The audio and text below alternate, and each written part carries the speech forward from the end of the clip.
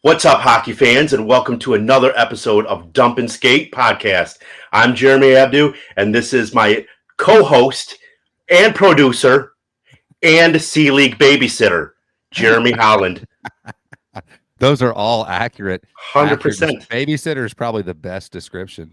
Oh, man. What's up, boys and girls, ladies and gentlemen of all shapes, sizes, and flavors? I know you love that intro, so we're going to keep rolling with it. Happy to be back today. This is Easter Sunday, but we're squeezing in a little pod because we've got a special guest coming up here in just a couple of minutes.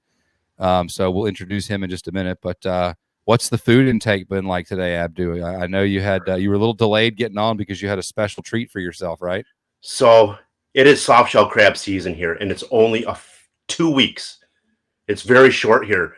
I spent probably in the last week and a half over $200 on softshell crabs. I got 8 of them today. My brother-in-law has never had softshell crabs, so I just made him his first softshell crab. And yeah, besides that, maybe a half of an apple pie. No lie, half an apple pie. And I'm not rubbing it in, but you had Chick-fil-A yesterday, so it's not even a big deal. I did. You don't even want to know the lunch today. I told my wife, she said, what stuff can you eat? And I was like, well, vegetables and things like that. And all she was like, okay, no problem. So her idea of vegetables was a broccoli casserole. And I was like, well, that's like, I can't. And then she did Brussels sprouts, and I don't eat Brussels sprouts. Oh. So I had to eat. So we did ribs on the smoker. So I ate some ribs. Had a little bit of broccoli casserole, a little bit of, I think, mac and cheese, and like a little bit of like a potato casserole. And so again, like super small portions of all of them, barely ate them. And I can tell I've been on a diet because I couldn't eat much. Like I could barely eat the one little plate that I made with like literally 2 ribs and just a little bit of sides and stuff. So I know that like the diet's made my stomach just like, yeah. And you look small on the screen. I can pull the camera closer so I look bigger, if that's any better. For those of you that are listening and not watching, Holland really looks like an orange on a toothpick. He needs to eat some carbs to fill out a little bit. So, but on top of the half of an apple pie, my actual dessert was 5 white chocolate Reese's peanut butter cups. So, yeah. How about my wife gave all of the kids an Easter bag or an Easter basket, and she came outside. We were watching TV in the backyard and waiting for food to finish up and all. And she comes outside and hands me a bag. She goes, "Here you go." And I said, "Here you go. What is this?" And she was like, "Well, it's your Easter basket too." So I was thinking like, a pair of socks or like a little like pair of boxers or like a bathing suit or something crazy. No, it's a bag full of Reese's peanut butter cups and a big box of Nerds. Right? Oh. She's just trying to crush the whole diet all in one day. I was like, wait, hang on. Did you and Abdu like have a conversation last week about like Holland's getting a little thin? We got to fatten him up. Easter's the perfect time. Like cook a vegetable that's not really a vegetable, Sarah. Like, force him to eat it and tell him it's okay because it's a vegetable. Oh man. So yeah. So I had a few Nerds because Nerds are kind of my little guilty pleasure where I do like to eat those, here and there, but yeah, just a few of them, put the box away. So, and it's the like CVS box, the ones that are like this big. It's not the tiny, like, yeah, right.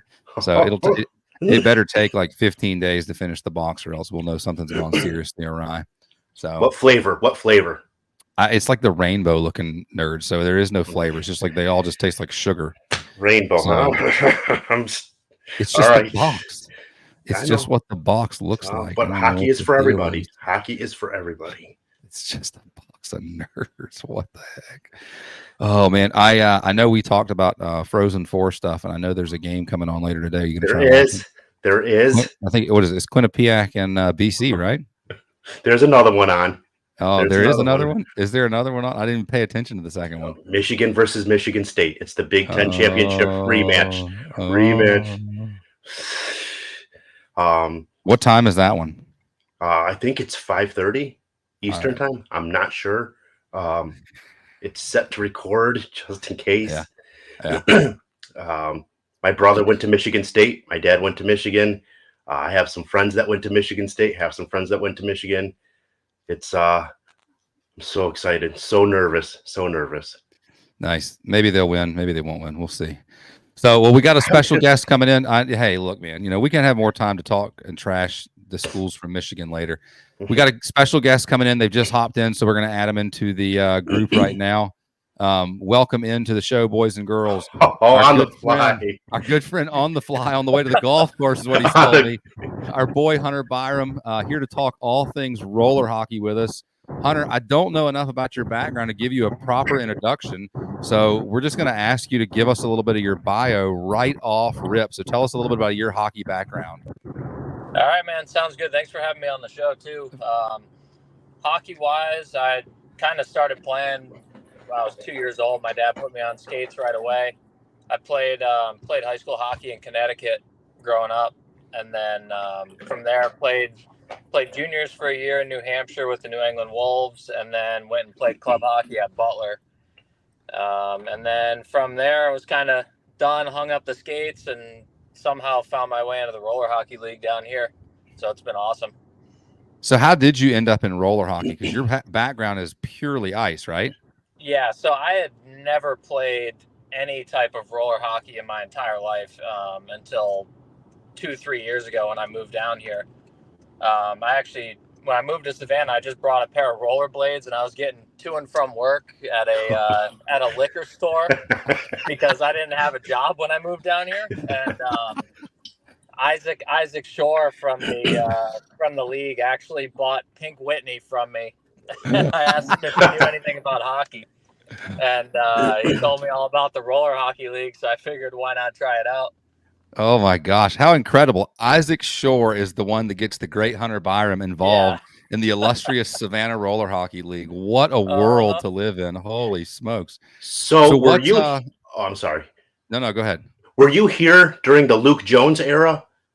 I was not. I just barely missed that era. Okay, that's when I started. So that's probably, we just crossed paths then. Yeah. Don't, Hunter, you didn't miss much. It's not like it's a path. It's a path that's probably okay. You didn't cross. Like, you're probably not, like, it's saved you some like early gray hairs and stuff. So you're good. Like, you're good not crossing that path. That's fine by me. Yeah. What's you hold a title with the roller league, or is it just captain? So I'm a team captain, and I'm also now recently added to the board of directors for the league this year. Yep. I do that, and then I'm the head ref as well. So what do you do? I know what you do as a head ref because I get the text messages regularly. It's just trying to coordinate getting guys out there reffing. What do you do as helping coordinate the league stuff? What's kind of some of the roles that you have to do for that? Really, the main thing is a lot of it's disciplinary stuff when, someone messes up and we're trying to figure out how to go about a suspension or whether they deserve something extra or not from it. And then just kind of housekeeping stuff in the league, teams paying dues. We just did a 100th game anniversary thing for a couple of the players. So we put together little things like that, and then end of season awards. Oh, that's cool. Nice.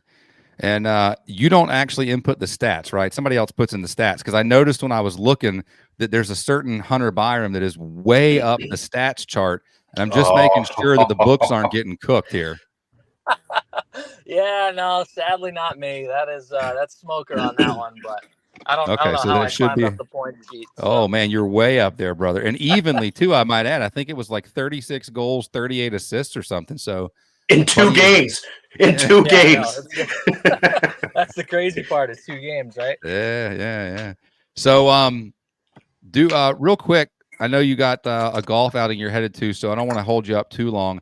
But I know the season was different this year because the season was longer than it was last year. You guys decided to just kind of combine and do one big season, and that kind of shaped the way you guys handle the playoffs. So talk through really quickly, if you can, about what went into the season decision and how that played out, and then the playoff decision as well. Yeah, so one of the biggest things was with 2 seasons, having to find 2 different locations to draft at, teams getting sponsors multiple times throughout the year. It was just kind of hard on the captains a little bit. We figured it would try and make it easier to just do one full season. And then what has happened in the past with the spring season is that it would go until June. So we'd have all the holidays in May. Like, we'd have this Easter break. It would start to rain out more. It would get hotter. So the spring season, well, I think last year we only played like 6 or 7 games. Yeah. So it was just kind of a little bit of a mess. And then we figured with the wraparound, we could miss some weekends and be fine. And then teams would get they'd get a little bit better together. You'd see every team twice. And then we kind of added like, well, we're going to have 10 to 20 new guys like we do every season at the halfway point.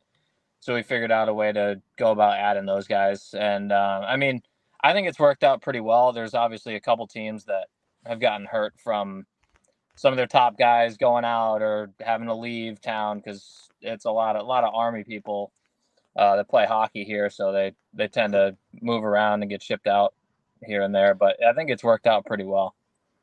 For sure, definitely. Yeah, I played with you guys this season, and I played last season, so I got the tail end of it, the little shortened kind of season. Yeah. I guess spring last year, and then got the longer one this year. One of the things we noticed in ice, and I think this has kind of been, you could see some of it in roller too, is that with a longer season, with teams being more established, you kind of get some more deep-rooted rivalries, some little more tensions and things. Have you guys seen the same kind of thing where there just seems to be a little bit more tension, maybe, where in past seasons there hasn't been? Yeah, I mean, I'd definitely say that. I mean, the first go around it was about the same, but then you kind of see a team a second time, and it's funny how it worked out in the playoffs. The Slugs versus the Axe kind of seem to be one of the biggest rivalries, and they're now going against each other in a little modified 3-game series here in the semifinals. So that makes it all the more interesting. Yeah, so you guys had basically a play-in where the Goons and the Beauties played, the Gators and the Billies played, and the Goons and Gators moved on. We really don't need to talk about those games because I was a part of one of them, and it was really ugly, as was the other one right before us. So, but I thought what was going to happen was once you made it past the play-in, you stayed in, and found out it wasn't. So then after that, you had Slugs, Crabs, Beavers, Otters, Axe, Goons, Stars, Gators, with 4 of those teams being done and 4 of those teams moving on, right? Yep. So who is left now? So right now we have the 1 seed is the Axe, and they're playing the 4 seed Slugs. And then we have the 2 seed Stars versus the 6 seed Otters. And the 6 seed Otters is the team you captain, correct? Yep. Yeah. So I know one of the really popular things that a lot of the guys love tracking on the Facebook page is your picks and your predictions. So Love I know them. you're they're really good reads. I'm not sure what your day job is. Well, no, I do know what your day job is because we talked a little about it this past week. But I don't know how you have time. Well, no, I do. I know what your day job is, so I know how you might have some time to write something up. We won't tell Kelly, but that's fine. So I don't want you to blow your full picks and everything, but tell us a little bit. We've got 2 games coming up. What next Sunday? Yeah, next coming Sunday. So give us your feel for kind of where we're headed in those couple of games. So right now, with the way it works out, since it's a modified 3-game series, what it is if the series is tied 1-1 after 2 games, the game 3 is a golden goal, sudden death game to advance to the finals. Gotcha. Which would happen right afterwards. First one is Axe versus Slugs. Axe kind of handled their business in the first game, as you'd expect, but the Slugs didn't have Tanuzi, which is their kind of goalie, their top pick through the year. Sure. I don't know. I think this one could get really interesting. The Slugs held tight. It was like 3-1 going in the third period before they kind of fell off a little bit. They're missing Ward, so his shoulder is snapped in half. It did not look good. Oh no. Yeah, so didn't look good. Huge loss for them. I don't know. The way it's drawn up, I could see the Slugs taking this one, and then the Axe winning in the golden goal. Well, I remember some of your early write-ups. The Slugs MO, and when we played them early in the season, was they were kind of a 2-man show. I mean, they were very much a Tab and a Girardi show up until probably the midway point. And I'm not going to say Byram was calling guys out in his picks, but you were definitely reading through the stats like, hey, boys, look, it's really obvious. Tab gets 3 goals. Girardi gets 4 goals. Slugs win 7-2. It's obvious who's doing what. And shortly thereafter, some of their other guys, Blue, his buddy Mark Corbin, those guys kind of started chipping in and getting some points on the board. Has that carried true through the playoffs now? Yeah, I mean, I think the biggest thing for them is the fact that it's not even that they're getting the extra scoring, it's that they're stingy, very stingy on defense. They just don't let other teams get those chances. Yeah. I mean, they let up in a couple, and then they just shut the door on everybody. So Nice. that's kind of been their big thing. And then Tab goes to work. Girardi, Ballou coming up has been huge for them. Yeah. He's come out of nowhere, kind of.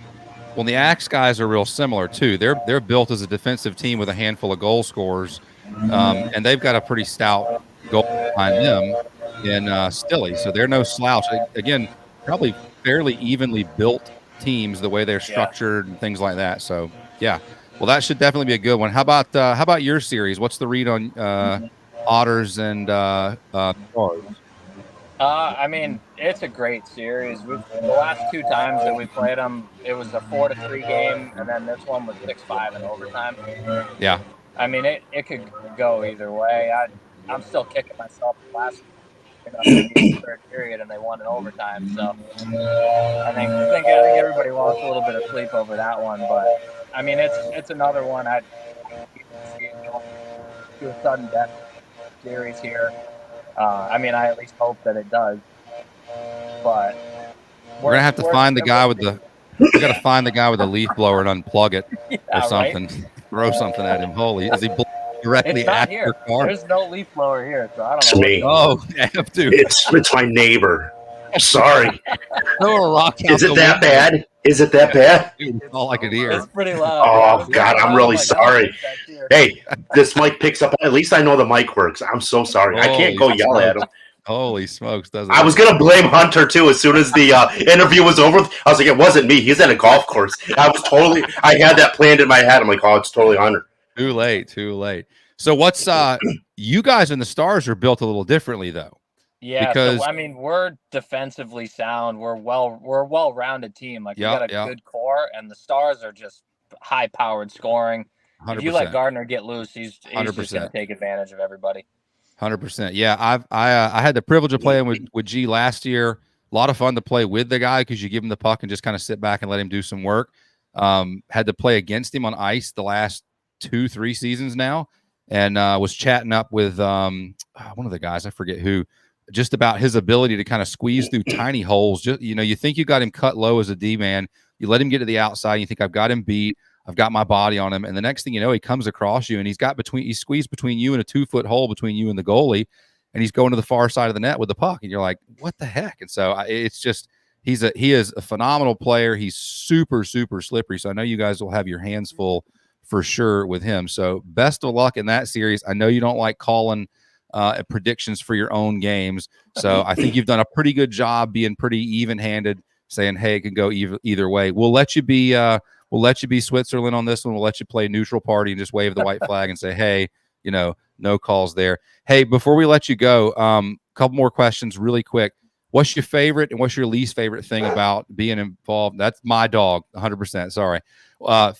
Favorite thing, least favorite thing about the roller league?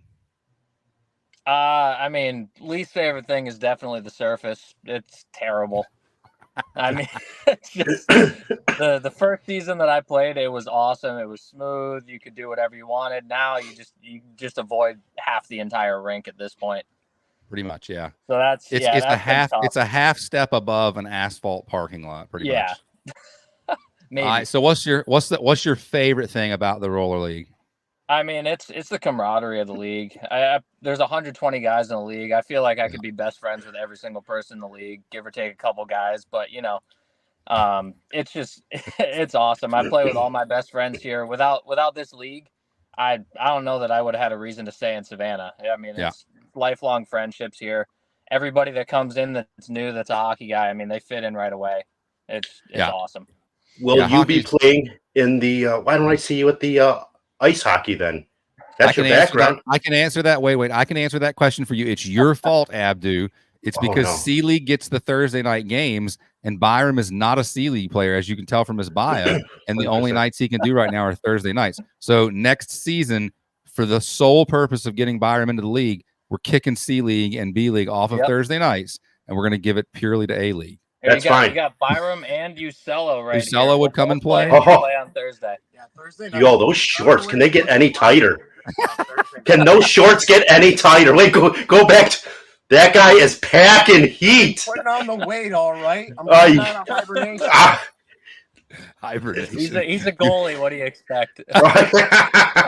It's time to get the summer body, fellow. Come on, man. Holy smokes. They All got right, more than last that now, you know, you got to do what you got to do. You got to give up the body for the boys. got to get bigger. Got to get bigger. Got to get bigger to play in between the You don't plays. body shame. Sacrifices all over the place, you know. It's That's just right. some of us make them in different ways. Some of us, you know, we gotta drink calories before the game, and some of us need water. You know, it's just the way it is. Well, it looks like you got a water bottle in your shorts right now. I'm looking at it. I don't know why. It's so tight. So tight. I'm looking at it. Oh man. All right, last questions here. We do we're doing a recurring segment here where we do a Selly of the week or a Selly of the day. So your favorite part of the day, favorite part of the week. So give me your favorite part of the day or favorite part of the week this week or this day, Byram. Favorite part of the day is going to be in about 5 minutes when I hit the golf course. There we go. Slice to the right. I mean, there we go. Yeah. Yep. All right, and then our other segment is the sin bin moment of the day or of the week. So the worst part of the week, worst part of the day. If you say having to spend 15 minutes on the podcast is your sin bin moment, we might just like end it and just It won't air. It won't air. Yeah, we'll just edit it out. I mean, after what we just witnessed, sin bin of the day is going to be walking around with Ucella with those pants on. And those short. Oh gosh, poor Ucella. Oh man, Hunter, thanks so much for spending some time. We'll let you go hit the golf course, brother. We'll have you back on and we'll talk a little more roller, a little more playoffs. Awesome job. Some ice soon. So appreciate you, buddy. Nice to meet you. Good. Thank you very much. All right, man. See ya. Yeah. See you, boys. What a beauty. He's a good Love dude. that guy. I like him. Yeah. Hunter's good people. I've talked with him before about ice, so that's kind of how I knew why he didn't and couldn't do ice. I think he does some personal. I don't know if he gives golf lessons or does personal training or something, but he said he's got lessons and things like early morning most days of the week, and so he can't do the. He gives lessons on how to get in tight shorts. Those things are so tight. Oh gosh, I didn't have as clear a view of it as you. You must have the screen like blown to full screen because all I could see was like a red blur, and you were like, "Oh man, they're so tight." No, so yeah, this is a PG-ish show, but man, that just made it X. It was a bit brutal there. It was a bit brutal. So I know one thing, and we can go ahead and jump into this because we got a little time, and we talked about bringing this up, maybe doing a separate show, but we got a few minutes. We could probably add it into the tail end of this. Some of what Hunter was talking about was some of the issues that go on at Roller. And there was an issue that centered around my team, and I actually happened to be reffing that game, but it wasn't my team that was playing. And so you and I talked about this. You know where I'm headed with this. Our good friend, that's right, free Cooch. Our good friend Rob Cooch, and I played roller together this past season. Our team is done. We lost in the play-in round pretty badly to the Gators, and so we were done. But several weeks before that, we had played in a game, and I ended up hanging around and reffing afterwards. All the referees in roller are volunteer guys. So you get kind of a mixed bag of guys out there. You get some guys that have done it before. I've reffed and played a fair amount since I was 12, 13 years old. But you get some guys that are new to the sport, new to the rink, new to the area, things like that, that will go out there and ref. And also, again, it's a mixed bag of guys that are out there reffing. The game we were reffing was a pretty contentious game. I'm trying to remember. I know the Axemen were involved. Oh, and the Crabs were involved. So it was the Smith brothers, Patrick and Ryan Smith. It was the big. I had actually worn my Canadian tuxedo that day because it was the Smith brothers versus Smith versus Smith. They're both Canadian, so in honor of those boys, I wore it. Backfired on me because the game got a little bit out of hand, and we ended up having to kind of start doling out penalties pretty heavily. Most of my guys were getting ready to leave, and they ended up kind of hanging out as the game started kind of getting a little bit dicey. And pretty quickly, we ended up having to eject a guy for reaching 3 penalties. Buddy lost his mind. Yard sails his stick down the rink. Yard sails his gloves up and over and out of the rink onto the little skate park right next to it. Ends up picking up his stick, launching his stick, or throwing it into the penalty box. It ricochets and bounces off and hits Cooch's SUV there. And it pretty quickly devolves from there. And again, I didn't see it. So some of what I'm telling you is kind of like, hey, this was what I was heard and saw. But it, it went downhill really fast. Buddy basically, Cooch said, "Hey man, what the heck? You threw your stick and hit my car." Buddy's like, "Forget you." Um, Cooch never wanted to back down from a challenge. No. Basically issued the guy probably 3 or 4 warnings of like, "Hey buddy, you're clearly in the wrong," with much stronger language than I'm using right now. Buddy essentially invites Cooch over to discuss it face to face, and tells Cooch, "Hey, if you want some, come get some." 6'2", 230 some odd pound Cooch, yeah, said, "I'll gladly take some." Walks over and proceeds to stomp a mud hole in the guy. It was quite comical. I recall Jason Greninger was basically begging Cooch to stop because I don't think anybody felt like they had the strength to climb on top of Cooch and stop him in person.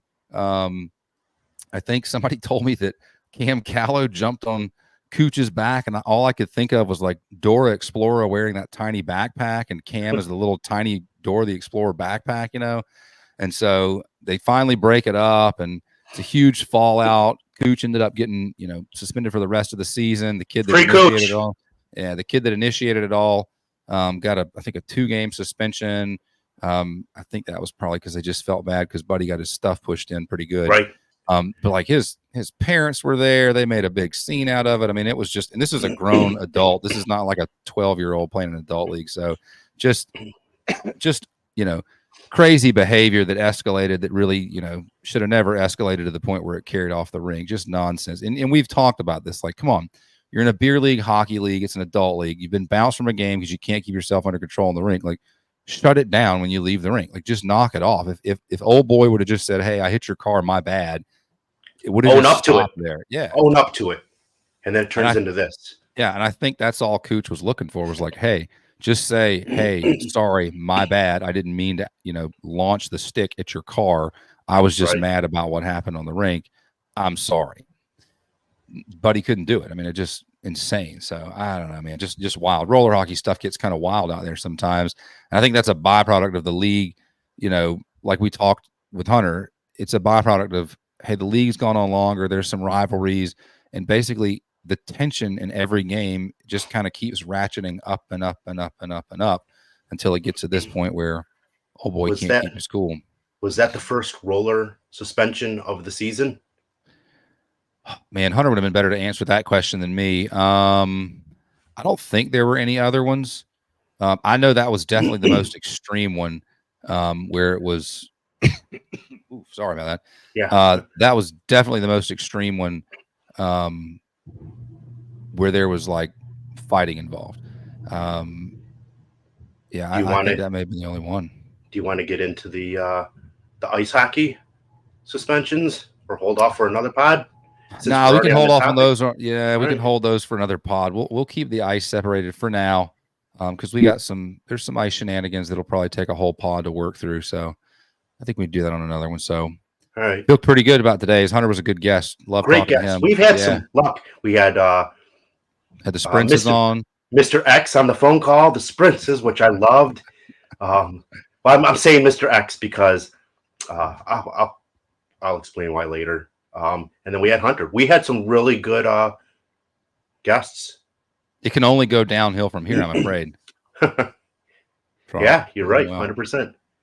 Nice. Well, if you've listened to this point, guys, appreciate you listening. Thanks for tuning in, and we'll see you next time. Peace. See you guys.